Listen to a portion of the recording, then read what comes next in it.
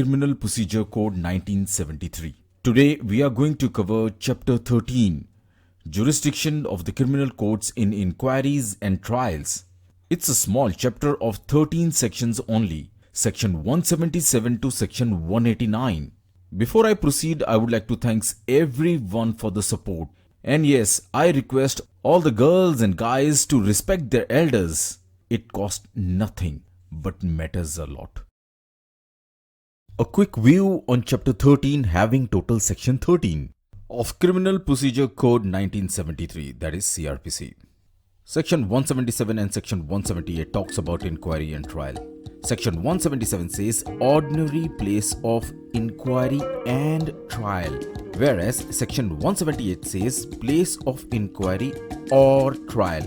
So need to know the differences as well. Section 179 says offence triable where act is done or consequence ensues. Ensues means happen or occur. So it is act following other acts. Section 180 and Section 181 speaks about place of trial. Section 180 says place of trial where act is an offence by reason of his relation to other offence. Section 181 says place of trial in case of certain offences. Section 182 and Section 183 speaks about offence committed. Section 182 says offence committed by letters, etc. Section 183 says offence committed on journey or voyage. Section 184 place of trial for offences triable together. Section 185 to Section 187 are the powers of the court. Section 185 says power to order cases to be tried in different session divisions. 186 says High Court to decide in case of doubt district where inquiry or trial shall take place. Section 187 says power to issue summons or warrants for offence committed beyond local jurisdiction. Section 188 offence committed outside India. And the last one, Section 189, receipt of evidence relating to offences committed outside India.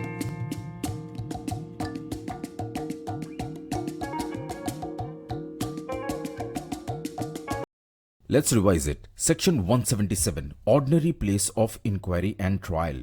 Section 178, place of inquiry or trial. Section 179, offence triable where act is done or consequence ensues. Section 180, place of trial where act is an offence by reason of relation to other offence. Section 181, place of trial in case of certain offences. 182, offence committed by letters, etc. Section 183, offence committed on journey or voyage. Section 184, place of trial for offences triable together. Section 185, power to order cases to be tried in different session divisions. Section 186, High Court to decide in case of doubt district where inquiry or trial shall take place. Section 187, power to issue summons or warrants for offence committed beyond local jurisdiction. Section 188, offence committed outside India. And Section 189, the last one, receipt of evidence relating to offences committed outside India. Section 177, ordinary place of inquiry and trial. Section 177 says every offence shall ordinarily be inquired into and tried by a court within whose local jurisdiction it was committed. The word ordinarily here can be said to be normally, means the offence will normally be tried by a local jurisdiction. Let's take up an important case. Nasiruddin Khan vs. State of Bihar, AIR 1973, Supreme Court 186. The applicant, an employee of the Bihar Military Police headquartered at Fulwari Sharif, Bihar, deserted the police force in Kashmir without giving any intimation to the officers of his company. So he was tried for desertion by the court at Patna. Now the court held that the trial at Patna is not violated when no prejudice is caused to the accused, thereby and in absence of any provision showing that under some law some other court had exclusive jurisdiction to try him. It is very simple case. that when no other law says he cannot be tried over here, then he can be tried over there. Section 178, place of inquiry or trial. In section 177, we covered that place of inquiry and trial will be ordinarily where the offense was committed. But section 178 is giving us four options. Section 178's clause A, when it is uncertain in which of several local areas an offense was committed. So it is talking about uncertainty where it is committed. Local area means local area of the country. The clause B of section 178 says where an offense is committed partly in one local area and partly in another. So the second says that when it is committed partly in one area and partly in another, then option to initiate the case in any of the two jurisdiction will be available. Clause C of section 178, where an offense is continuing one and continues to be committed in more local areas than one. Again, the option is given wherever the case can be initiated. And the fourth one, clause D of section 178, where it consists of several acts in different local areas, it may be inquired into or tried by a court having jurisdiction over any of such local areas. In Mangal Das R.R. vs. State of Maharashtra, AIR 1966 Supreme Court 128. In this case, it was held that in spite of the provision of section 178, a mere fact that proceedings were taken in a wrong court or a wrong place would not violate the trial unless it occasions the failure of justice. So it says it is not a very strict rule that in case the trial has been taken place in a wrong court, the decision of that court would not be considered illegal just because the court was not an appropriate jurisdiction. However, the objection can be if there was a failure of justice. That's it. Section 179, offense triable where act is done or consequence ensues. Section 179 says when an act is an offense by reason of anything which has been done and of a consequence which has ensued, the offense may be inquired into or tried by a court within whose local jurisdiction such thing has been done or such consequence has ensued. The word consequence ensued over here means things happened or occurred afterwards. It will be easy to understand by this example. A was hit by a truck at Faridabad and was seriously injured. Consequence ensued at a place, New Delhi, that the person died at New Delhi. So the offense of negligent or rash driving can be tried at any of the two places, Faridabad or New Delhi. Section 180. Place of trial where act is an offense by reason of relation to other offense.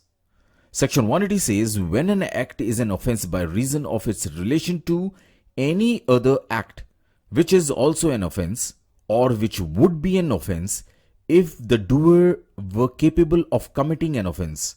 The first mentioned offense may be inquired into or tried by a court within whose local jurisdiction either act was done.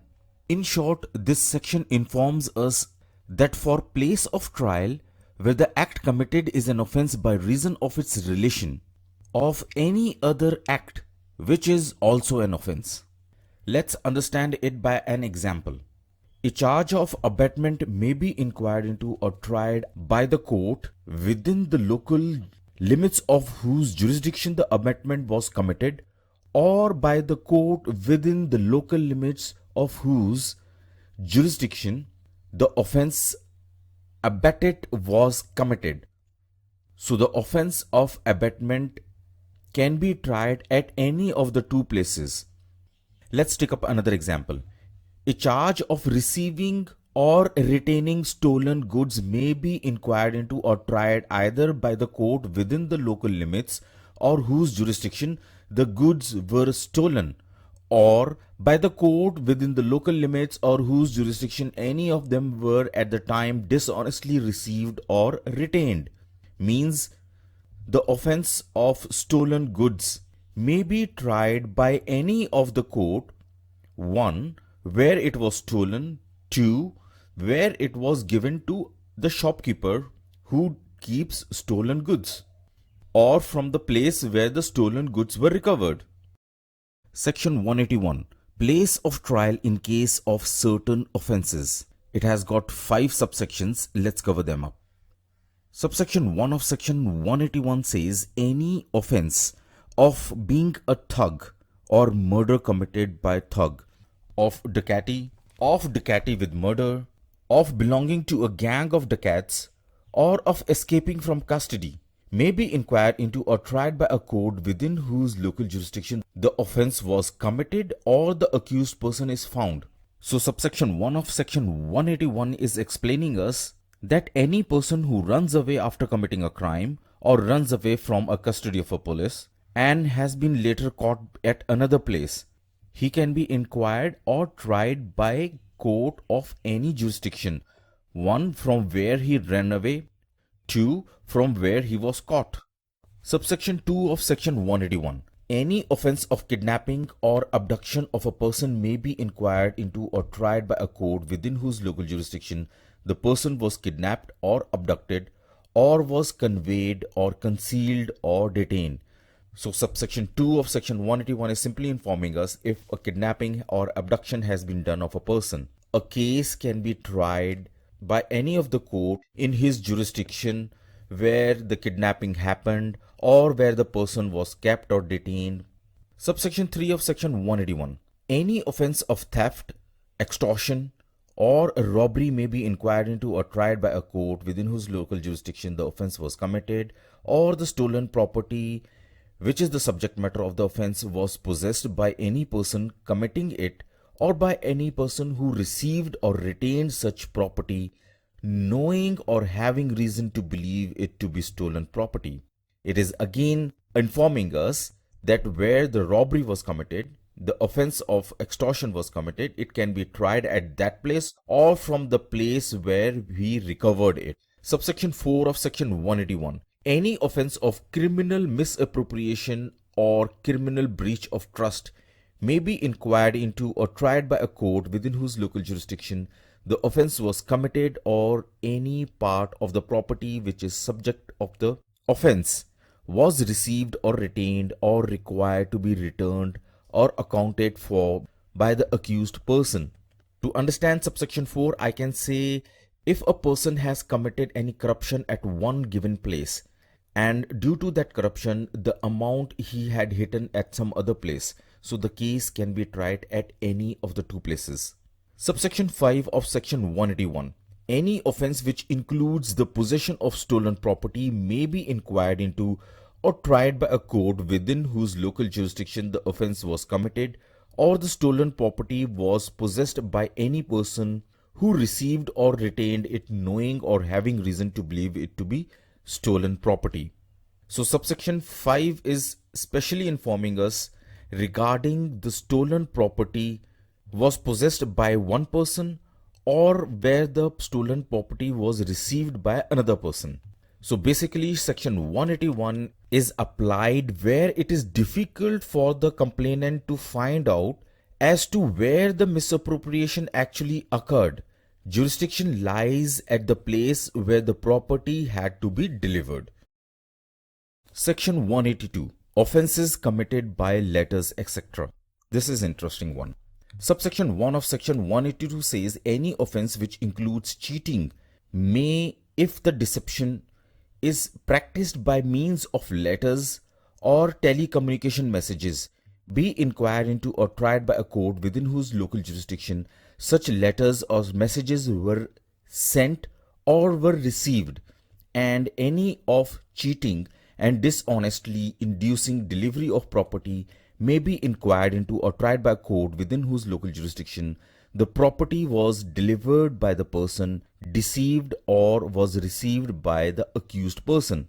So where a complication arises that offense was committed through some letter or messages, so a place of person from where it has been sent to the place of the person where it was received, any of the place can be the place where the offense can be tried. Subsection 2 of section 182. any offence punishable under section 494 or section 495 of Indian Penal Code may be inquired into or tried by a court within whose local jurisdiction the offence was committed or the offender last resided with his or her spouse by the first marriage, or the wife by the first marriage has taken up permanent residence after the commission of offence. Subsection 2 of section 182 speaks about two offences. Offence given under 494 of IPC, which is marrying again during the lifetime of a husband or a wife. This is an offence. And second offence is similar, section 495 of IPC, which is concealment of former marriage from the person he or she is getting married again. In such cases, the offence can be tried at any of the two places. 1.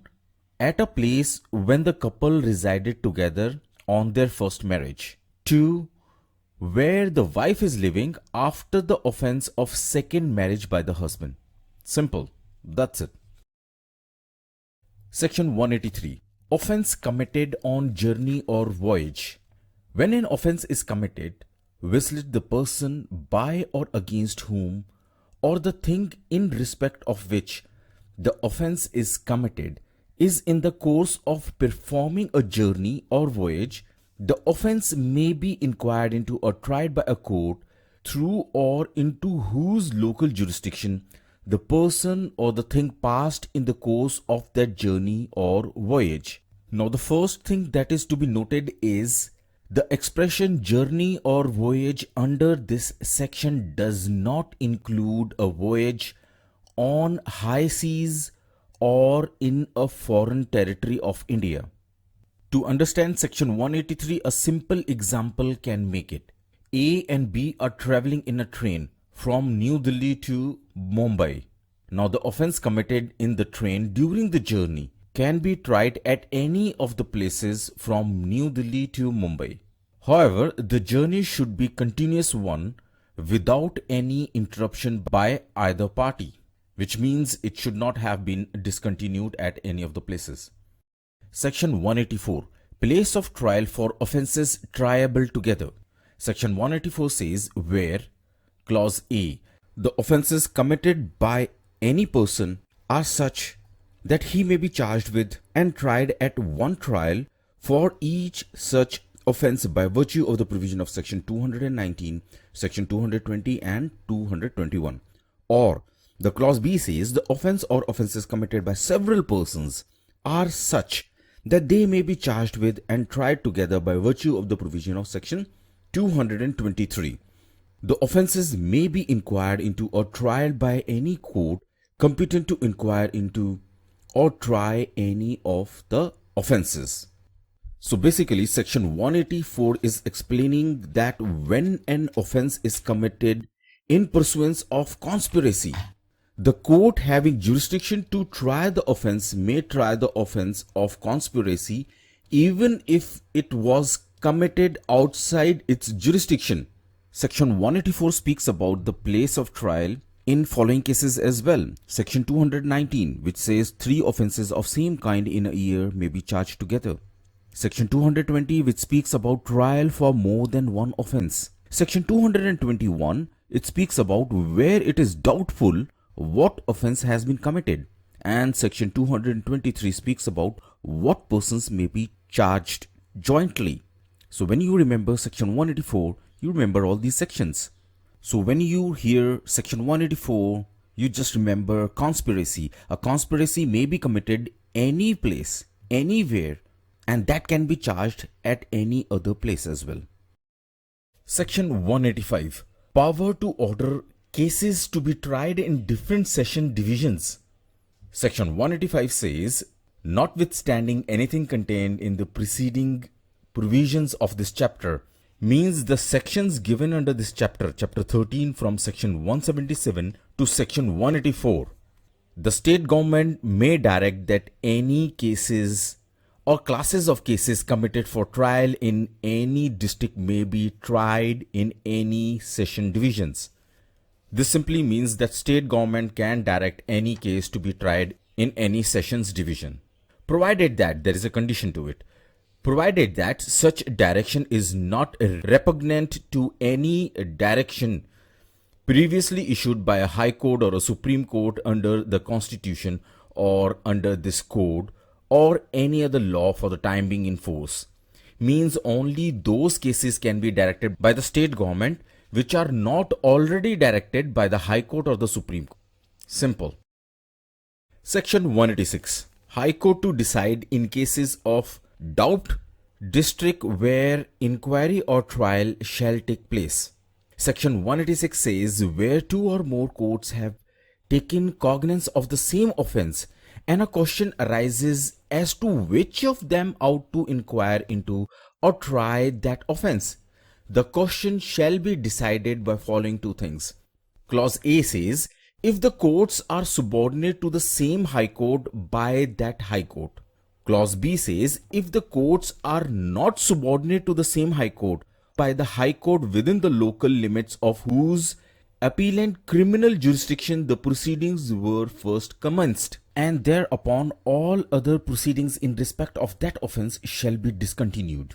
Although such situation does not arise, but in case where the case has been initiated by two courts, the High Court will decide in which court the case shall continue. If both the courts are under different High Courts, then it will be decided from the place where the first case was initiated. Simple.